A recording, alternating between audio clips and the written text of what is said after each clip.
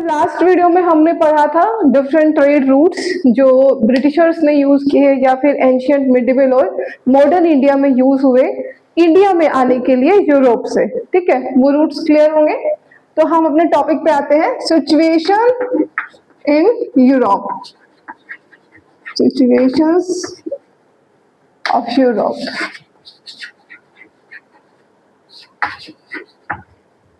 कहीं कोई डाउट है और अगर समझ नहीं आए तो वीडियो को आप रिपीट करके देख सकते हैं या फिर कमेंट सेक्शन में आप डाल सकते हैं कि नेक्स्ट वीडियो में वो एड्रेस हो जाएगा। ये पीटी स्पेसिफिक होगा, बीच बीच में कॉन्सेप्ट होंगे क्योंकि बिना कॉन्सेप्ट के अभी जो क्वेश्चंस बीपीएससी के बन रहे हैं वो यूपीएससी पैटर्न पे ही कहीं ना कहीं बन रहे हैं। तो सिर्फ अगर फैक्ट लिखने की आप सोचेंगे तो क्वेश्चन नहीं बन पाएंगे। तो एक कॉन्सेप्चुअलाइज्ड वे में जो क्वेश्चन बन रहे हैं उनको समझने के लिए उस लेवल पे स्टडी करना जरूरी है। इसीलिए थोड़ा सा कॉन्सेप्ट को समझते हुए हम उन फैक्ट्स के बारे में डिस्कस करेंगे। बाकी वन लाइनर मार्केट में बहुत अवेलेबल है, अगर आपको लगता है कि डायरेक्ट वन लाइनर पढ़ लेना है और मैं आके सिर्फ डायरेक्ट वन लाइनर दूं तो वो वैल्यूएबल नहीं रहेगा। ठीक है, तो कॉन्सेप्चुअल क्लैरिटी थोड़ी इंपॉर्टेंट है, थोड़ी नहीं ज्यादा इंपॉर्टेंट है, तो उसी स्पेसिफिक हम लेकर चलेंगे। लेकिन ये पीटी के लिए ही स्पेसिफिक है। आप अगर मेंस की बात करेंगे तो थोड़ा सा कॉन्सेप्चुअल स्टडी उसमें ब्रॉडेंड हो जाती है, जिसको लेकर हम एक टॉपिक वाइज अलग वीडियोस बनाएंगे। ठीक है, लास्ट क्लास में हमने क्या डिस्कस किया था? लास्ट क्लास में हमने एंशिएंट और मिडिवल के ट्रेड रूट्स के बारे में डिस्कस किया था और आज हम उन सिचुएशंस के बारे में डिस्कस करेंगे, यूरोप की वो सिचुएशंस जिनकी वजह से यूरोपियन कंपनीज जो हैं वो यूरोप, एशिया और इंडिया की तरफ आई।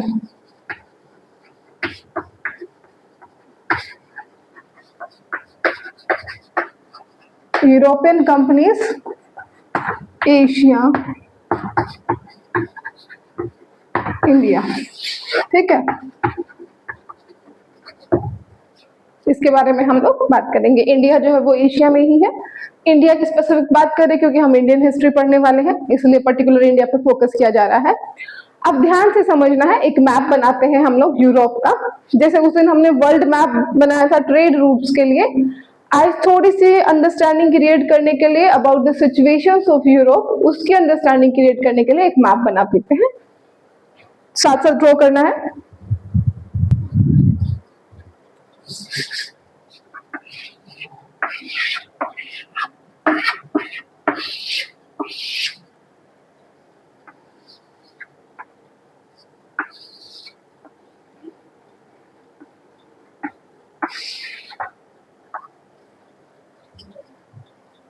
एक रफ मैप ड्रॉ करना है, बहुत ज्यादा क्लियर मैप की जरूरत नहीं है क्योंकि चीजों को समझने के लिए कुछ एरियाज, जैसे मैंने यहाँ इटली को थोड़ा सा हाईलाइट किया है क्योंकि इटली हर ट्रेड रूट जो है वो इटली पहुंचने का ही था, वहां से फर्दर फिर यूरोप के अंदर वो सब चीजें हुई। यहाँ पर हम लोग ड्रॉ कर रहे हैं अफ्रीका, ये कुछ ऐसा स्ट्रक्चर है नियरली।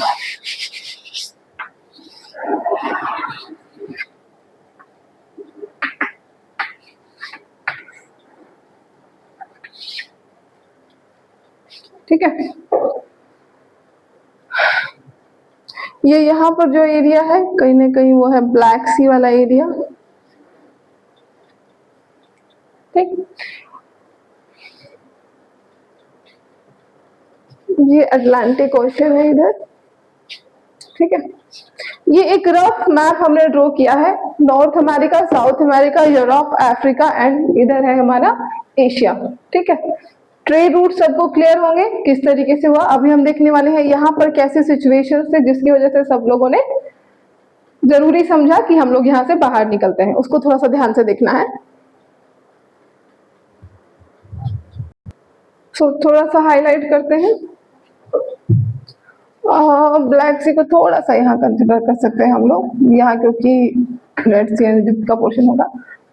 अभी हम कंसिडर करते हैं कि ये वाला जो पोर्शन है, एक सर्कल में ड्रॉ कर रही हूँ, ये अफ्रीका थोड़ा सा ज्यादा आ गया उसमें। अब मान के चलिए कि ये वाला पर्टिकुलर जो हिस्सा है इसके अंदर डॉटेड हल्का सा ड्रॉ करते हैं, ये वाला जो रीजन है, ध्यान से सुनना है। ठीक है, जिस टाइम पर इंडिया में मौर्यन एम्पायर था, जिस टाइम पर इंडिया में मौर्यन एम्पायर हुआ करता था, उस टाइम पर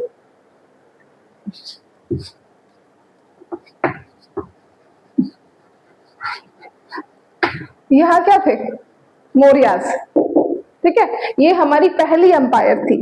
उस टाइम पर वेस्ट में भी एक एम्पायर था, उस एम्पायर का नाम था रोमन एम्पायर।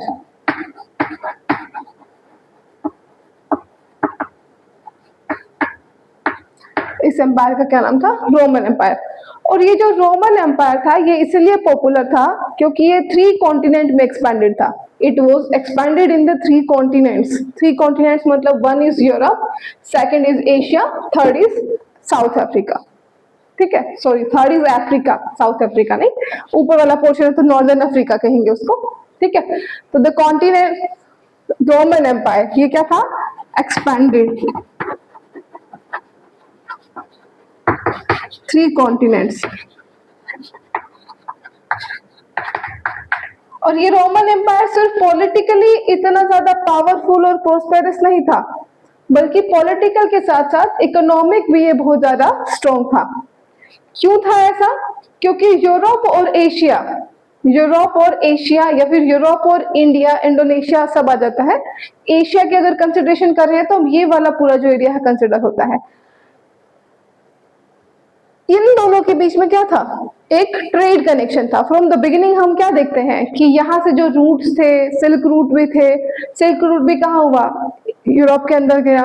तो सिल्क रूट ने भी क्या किया? और ज्यादा उस इकोनॉमिक स्टेबिलिटी को प्रमोट किया और स्ट्रेंथ प्रोवाइड की। ठीक है, तो पॉलिटिकल और इकोनॉमिक दोनों तरीके की स्टेबिलिटी जो थी वो रोमन एम्पायर के पास थी। सो फोकस अभी इस पे करते हैं कि जो अभी रोमन एम्पायर जो था वो जितना पॉलिटिकली प्रोस्पेरस था, जितना पॉलिटिकली पावरफुल था, उतना ही इकोनॉमिकली भी पावरफुल था। जितना इकोनॉमिकली प्रोस्पेरस था उतना ही क्या होगा? 3 कॉन्टिनेंट में है, इतना एक्सपैंडेड है, तो क्या होगा? मिलिट्री भी अच्छी होगी। ट्रेड इतना अच्छा है, इकोनॉमी अच्छी है, तो मिलिट्री को भी मेंटेन करेगा। अब जिस भी स्टेट की, जिस भी नेशन की मिलिट्री और इकोनॉमी दोनों स्ट्रॉन्ग होती हैं, उस एरिया में या फिर उस स्टेट में या उस नेशन में डेवलपमेंट बहुत फास्ट होता है। मतलब कहा जाता है कि जो बेसिक रिक्वायरमेंट है किसी एरिया की जो फुलफिल हो जाती है, तो बेसिक से ऊपर जब इकोनॉमी हो जाती है तो उसके बाद से कल्चर डेवलप होता है। तो रोमन एम्पायर इस टाइम पे कल्चरली बहुत ज्यादा प्रोस्पेरस हो रहा था, एडवांस होता जा रहा था, बहुत डेवलप होता हुआ जा रहा था। ये वही टाइम पीरियड है जब मौर्यंस में भी हम कल्चर देखते हैं, पॉलिसी ऑफ धम्मा देखते हैं, एक नया पॉलिटिकल सिस्टम, एक नया गवर्निंग सिस्टम जिसमें इतनी वास्ट पॉपुलेशन, इतनी डाइवर्स पॉपुलेशन को मोरल कोड ऑफ कंडक्ट के थ्रू मौर्यंस ने कंट्रोल कर दिया था, अशोका ने कंट्रोल कर दिया था। इसी तरीके से मौर्यंस के टाइम पे हमने स्कल्पचर आर्ट को देखा, रॉक आर्किटेक्चर को देखा। तो इंडिया में भी क्या कहा जाता है कि आर्ट एंड कल्चर बहुत ज्यादा डेवलप हो रहा था। एट द सेम टाइम जो रोमन एम्पायर था ये भी आर्ट एंड कल्चर के डेवलपमेंट के लिए बहुत ज्यादा पॉपुलर था। यहाँ पर इस टाइम पर पेंटिंग्स बहुत ज्यादा बनी, स्कल्पचर बहुत ज्यादा बने। ज्यादातर जो इनका फोकस था वो ज्यादा था expression of thoughts, expression of feelings and emotions. तो जब एक पर्सन अपने इमोशन और फीलिंग को एक्सप्रेस करना चाहता है तो चाहे उसके दिमाग में डर होगा तो पेंटिंग में डर दिखाएगा, फेस एक्सप्रेशन ऐसा दिखाएगा कि डर रहे हैं। अगर उसके अंदर एंगर है, गुस्सा है, नाराजगी है, तो वो इमेजेस भी वैसे ही बनाए जिनका फेशियल एक्सप्रेशन कैसा लगता है कि किसी बात से बहुत ज्यादा नाराज हो, गुस्से में हो। मतलब यह है कि जैसा आप महसूस कर रहे हैं वैसा आप रिप्रेजेंट कर रहे हैं। और ये जो फॉर्म होती थी पेंटिंग की या फिर स्कल्पचर की या फिर आर्ट की, वो बहुत इंपॉर्टेंट मानी जाती थी, क्योंकि आर्ट उस समय ऐसी नहीं थी कि कोई भी एक आर्टिस्ट है, कोई भी बना रहा है, कोई भी एक पीस ऑफ आर्ट बना दिया गया। उस तरीके की आर्ट उस टाइम पर नहीं थी।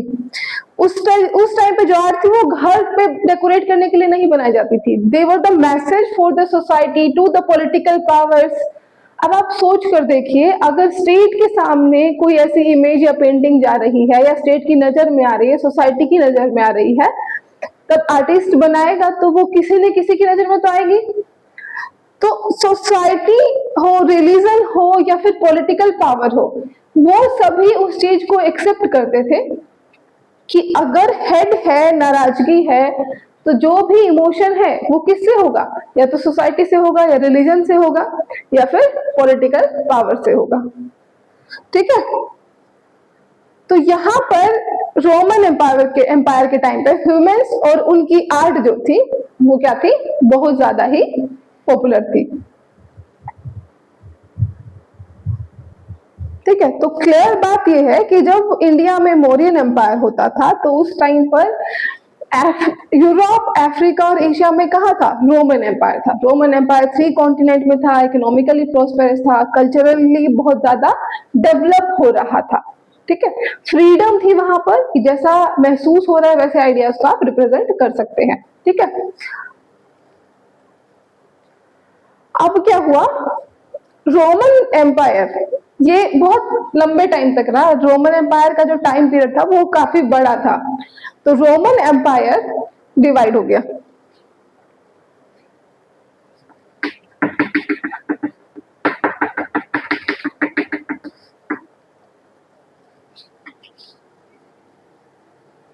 ठीक है, रोमन एम्पायर का डिवीजन हुआ।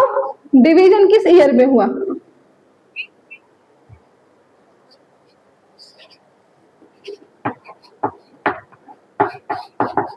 395 एडी। अब ये ईस्टर्न रोमन हो गया, ये वेस्टर्न रोमन हो गया। ईस्टर्न रोमन की कैपिटल जो थी, उसकी जो कैपिटल हुई उसका नाम हो गया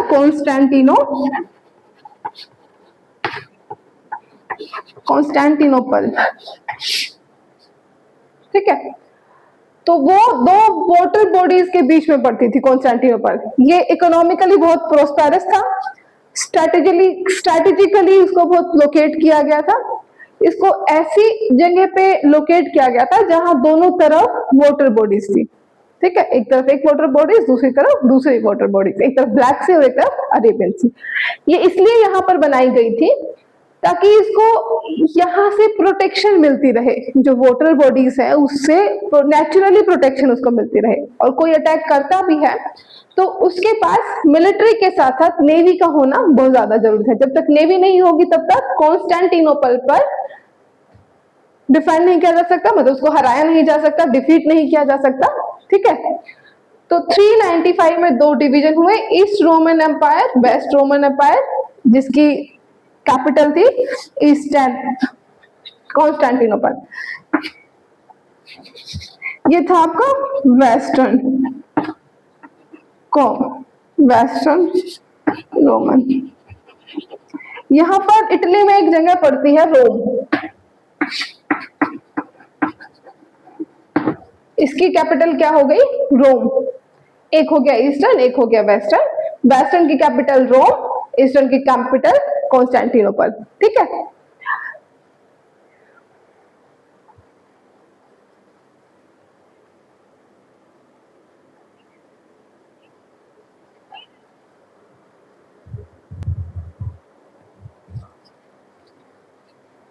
यहां तक क्लियर है। अब देखो 395 में डिवीजन हो गया। अब हुआ ये कि जो वेस्टर्न साइड है, इस वेस्टर्न साइड पे यूरोप के बाकी हिस्सों से बहुत ज्यादा फ्रीक्वेंट अटैक होने लगे, बहुत फ्रीक्वेंट अटैक्स हुए, वेस्टर्न रीजन पर बहुत फ्रीक्वेंट अटैक्स हुए। डिवीजन के बाद एक जो चेंज आया, फ्रीक्वेंट अटैक हुए। ज्यादा जो अटैक थे वो कहां से हुए, जर्मन ट्राइब ने किए। जर्मन ट्राइब बहुत फ्रीक्वेंट अटैक कर रही थी, उसकी वजह से क्या हुआ, वेस्टर्न रोमन एम्पायर की जो इंटीग्रिटी थी वो ब्रेक हो गई। ठीक है, क्योंकि ग्रीक अटैक कर रहे हैं, उसकी वजह से क्या हुआ, देखो एक तो रोमन एम्पायर बहुत वास्ट था, ठीक है, बहुत बड़ी एम्पायर थी, तो इसीलिए क्या था, उसको एक साथ रखना, इंटीग्रल रखना, वो बहुत बड़ा एक चैलेंज था। ठीक है, वो क्योंकि मैनेज नहीं हो पाया इसीलिए उसको 2 पार्ट में डिवाइड किया गया। उसके बाद क्योंकि वेस्टर्न पर अटैक होने लगे, जिसकी वजह से जो वेस्टर्न का पोर्शन बचा उसकी भी इंटीग्रिटी बहुत ज्यादा हर्ट हुई, बहुत ज्यादा खत्म हुई कह सकते हैं, या फिर छोटे छोटे पार्ट्स में वो डिवाइड हो गया। जैसे हमने इंडिया के केस में पढ़ा था कि रीजनल पावर से मर्ज हो गई, डिसेंट्रलाइज हो गया, उसी तरीके से यहाँ भी क्या हुआ, डिसेंट्रलाइज एक तरह से कह सकते हैं, वो Roman empire, western Roman empire decentralize हो गया। डिसेंट्रलाइजेशन की वजह से क्या हुआ, पॉलिटिकल स्टेबिलिटी नहीं रह पाई, पॉलिटिकली ये रीजन अनस्टेबल रहा, यूनाइट होकर ये नहीं रह पाया, तो बहुत सारे छोटे छोटे किंगडम्स यहाँ पर आ गए। यहाँ पर फर्दर डिविजन्स बहुत ज्यादा हुए इस रीजन में, ठीक है। और ये जो पूरा एरिया था ये पूरा एक रहा, ईस्टर्न रोमन एम्पायर वन रहा, और यहाँ पर बहुत छोटे छोटे एम्पायर्स बनने लगे, छोटी छोटी पावर डेवलप होने लगी, पॉलिटिकली अनस्टेबल ये वाला एरिया हो गया, और सब अपने अपने अकॉर्डिंग यहाँ पर ट्रेड करने लगे, इकोनॉमिक अपने अपने अकॉर्डिंग देखने लगे। अब जो लास्ट क्लास में हमने पढ़ा था, उस लास्ट क्लास में हमने पढ़ा था कि सी रूट्स जो हमने लिखे थे, उन सी रूट्स को देखो, हमने पढ़ा था कि यूरोप और एशिया के बीच में जो ट्रेड हुआ करता था वो दो रूट थे, दो सी रूट थे, एक गल्फ ऑफ पर्शिया से होकर मेडिटेरेनियन सी से इटली, एक रेड सी इजिप्ट से मेडिटेरेनियन सी, ठीक है। मतलब दोनों ही केसेस में यहाँ पे और यहाँ पे इटली का इंपॉर्टेंस बहुत ज्यादा बढ़ जाता है, ठीक है। यहाँ इटली का इंपॉर्टेंस बढ़ जाता है और यहाँ पर इसका। अब ये इटली में एक जगह है रोम जो कैपिटल सिटी है, और इटली के ही एक दो मेजर शहर थे, मेजर सिटीज थी, प्रोविंसेस थी, ऐसे सेंटर थे जो बहुत ज्यादा पावरफुल थे।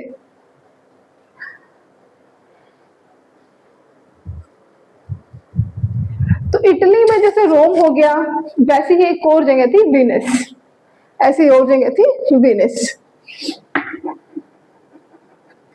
ठीक है।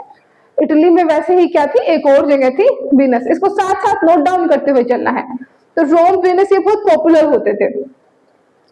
पॉपुलर किस लिए होते थे, क्योंकि एशिया से जो भी ट्रेड हो रहा है वो पहले इटली पहुंचता था, इटली के शहरों से फिर वो बाद में पूरे यूरोप में रीडिस्ट्रीब्यूट हो जाया करता था।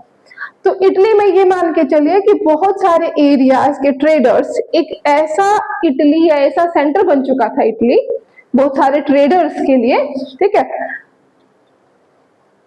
इटली के अंदर ट्रेड का ऐसा सेंटर बन चुका था कि उसके बिना तो काम चलना मुश्किल था, ठीक है। अब आप सोचो कि उस समय जो नोन वर्ल्ड था, अफ्रीका हो गया, एशिया हो गया या यूरोप हो गया, अमेरिका उस टाइम पे नोन वर्ल्ड नहीं था, तो पूरे वर्ल्ड में जितना नॉन वर्ल्ड था वो सारा जो ट्रेड हो रहा था उसमें इटली के शहरों की बहुत ज्यादा अहमियत थी, बहुत बड़ा रोल था। अब वहां पे अलग अलग एरिया के ट्रेडर इकट्ठे होते थे, सब अपने अपने गुड्स को एक्सचेंज करने के साथ साथ वहां पे आइडियाज को भी एक्सचेंज करते थे, अपनी अपनी आइडियोलॉजी को एक्सचेंज करते थे, अपने अपने कल्चर के बारे में वहां बताते थे, एक दूसरे के कल्चर को सीखते थे। और तो हम कह सकते हैं कि इटली और उसकी मेजर सिटीज जो थी, they were not just the centre of trade, they were the centres of exchange of culture, ideas, ठीक है, एंड डिफरेंट आइडियोलॉजीज। सो एक मेजर सेंटर के रूप में ये उभरा। क्लियर है यहां तक? अब हुआ ये कि सेवेंथ सेंचुरी में इस्लाम राइज हुआ।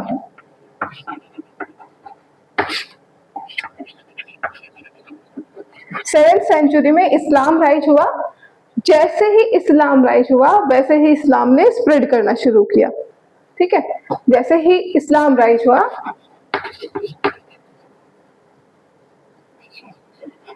ये दुनिया का इकलौता ऐसा रिलीजन है जो बहुत तेजी से स्प्रेड हुआ और बहुत दूर तक स्प्रेड हुआ। इसको सिर्फ रिलीजियस लोगों ने ही स्प्रेड नहीं किया, it was also spreaded bye political powers. ये इसकी खास बात है कि इसको सिर्फ रिलीजन वाले लोगों ने, एक सिर्फ रिलीजियस बिलीफ वाले लोगों ने सिर्फ मतलब आगे प्रमोट नहीं किया, सेल्फ बिलीव वाले लोगों ने प्रमोट नहीं किया, बल्कि पॉलिटिकल पावर के थ्रू इसको स्टैब्लिश करवाया गया। जहां जहां पर उन रूलर्स की, उन वॉरियर्स की पावर स्टैब्लिश होती थी, वहां वहां उन्होंने इस्लाम को, इस्लाम के कल्चर को इंट्रोड्यूस किया, वहां पर इन्फोर्स किया, ठीक है। ठीक है, यहां तक क्लियर है? 7th सेंचुरी में इस्लाम स्प्रेड हुआ और इस्लाम को स्प्रेड करने का यहाँ पर हम लिख सकते हैं स्प्रेड हुआ विद पॉलिटिकल पावर्स। मतलब जहां पर इस्लामिक रूलर पहुंचे वहां पर इस्लाम को फैला दिया गया, स्प्रेड किया गया, एनफोर्स किया गया विद लॉ एंड ऑर्डर्स। जैसे ये स्प्रेड होने लगा, स्प्रेड की प्रोसेस में ही ये जो इस्लाम था ईस्टर्न रोमन पर अटैक किया। ठीक है, अब क्या हुआ कि आपका इस्लाम स्प्रेड हो रहा है, उसके बाद क्या हुआ कि ईस्टर्न रोमन एम्पायर पर अटैक किया गया और कॉन्स्टेंटिनोपल को घेर लिया गया। कॉन्स्टेंटिनोपल को घेर लिया गया। जैसे ही कॉन्स्टेंटिनोपल को घेरा, जैसे ही कॉन्स्टेंटिनोपल घेरे में आया, देन 1453 वाज द ईयर जब कॉन्स्टेंटिनोपल को हरा दिया गया। ठीक है, ये थोड़ा सा स्लो ही समझना है आपको कि एक एक पॉइंट आपको क्लियर हो। अगर स्पीड में चलेंगे तो ये पॉइंट जो है, ये भी जो भी आपके पॉइंट्स है वो क्लियर नहीं हो पाएंगे। तो 1453 वाज द ईयर जब कॉन्स्टेंटिनोपल को पूरे तरीके से डिफीट कर दिया गया। ठीक है,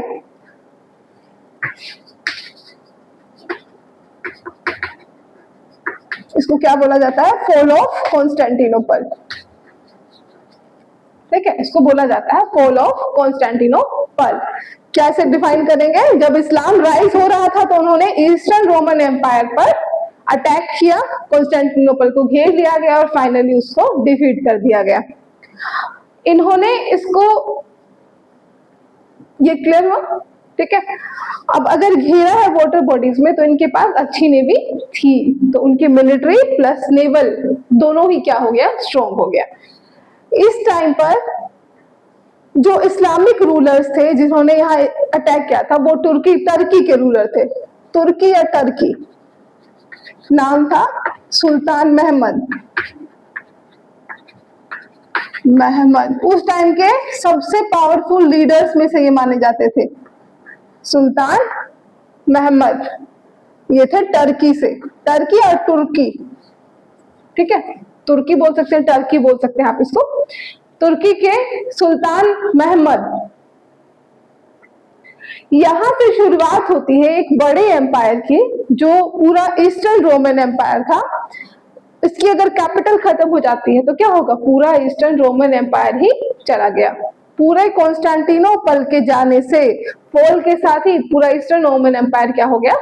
इस्लामिक रूल के वे में आ गया, उसी के अंदर आ गया। और इस इस्लामिक रूल को यहाँ ऑटोमन एम्पायर कहा गया। ठीक है, इसको क्या कहा गया? Ottoman empire. ठीक है, दो लाइन यहाँ लिख लेते हैं हम लोग।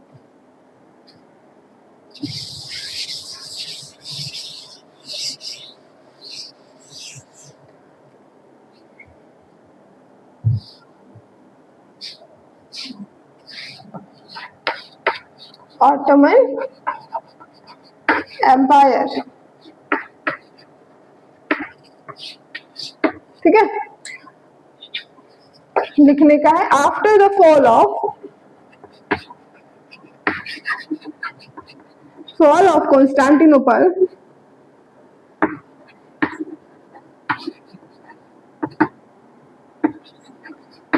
the reasons of Eastern Roman Empire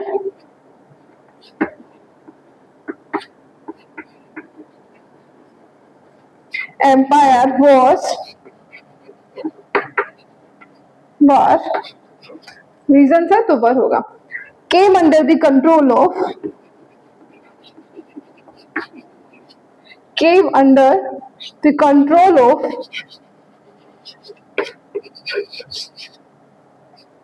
Ottoman Empire,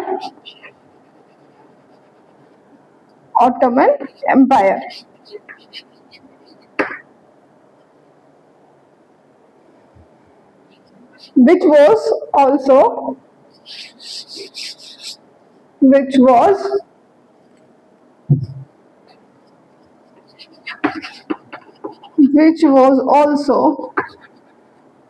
known as Byzantine Empire। तो अगर एग्जाम में बाइजेंटाइन एम्पायर पूछता है या ऑटोमन एम्पायर पूछता है, दोनों क्या है? सेम है। तो जब यहाँ का पॉलिटिकल कंट्रोल हो गया तो ट्रेड रूट भी क्या हो गया? पॉलिटिकल, जो ऑटोमन्स के कंट्रोल में क्या आ गया? ट्रेड रूट, सिक्योरिटी हो गई, पूरा कंट्रोल हो गया, ये सब क्या हो गया? ऑटोमन का हो गया।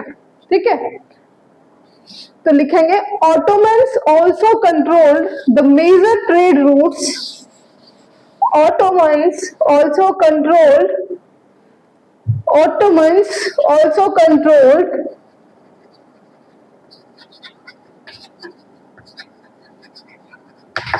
the major trade routes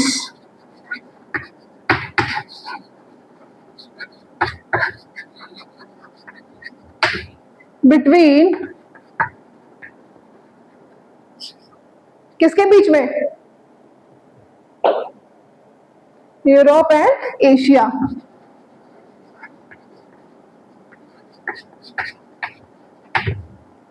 clear है?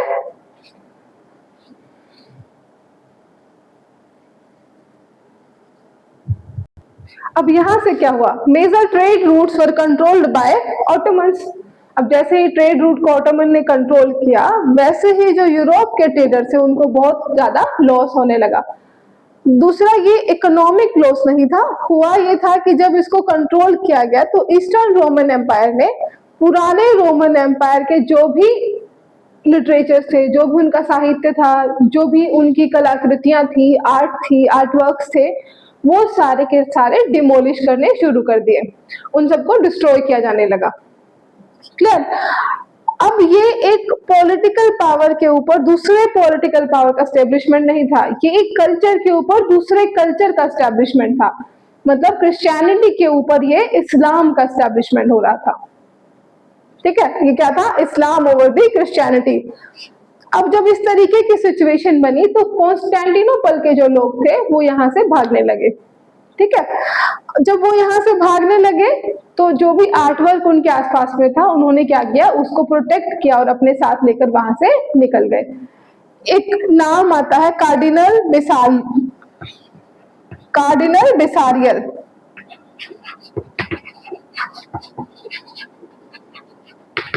ये अकेले ऐसे इंसान थे जो 800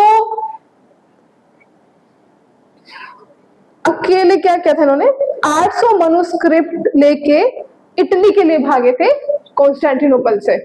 कार्डिनल बेसारियल 800 मनुस्क्रिप्ट को लेकर, कोई जरूरत की चीज इन्होंने नहीं ली, इन्होंने सिर्फ 800 मनुस्क्रिप्ट उठाई और वहां से निकल गए ताकि वो उसको प्रोटेक्ट कर सके। ठीक है, ये एक एफर्ट था जब पॉलिटिकल पावर जबरदस्ती कल्चराइजेशन करती है, आपका जो कल्चर है इम्पोज करती है, तो पहले से जो स्ट्रक्चर वहां होते हैं उनको डिमोलिश कर रहे होते हैं, करने का प्लान करते हैं। तब जो एग्जिस्टिंग पर्सन है वो क्या सोचते हैं कि हमसे जो बचाया जा सकता है हम उसको बचा के यहाँ से निकल जाए। ठीक है, तो ये क्या किया? कॉन्स्टेंटिनोपल से निकले और यहाँ से निकल के कहाँ पहुंच गए? ये पहुंच गए इटली। ठीक है, जब कॉन्स्टेंटिनोपल से जब ये निकले और पहुंचे इटली, और इटली कैसा था?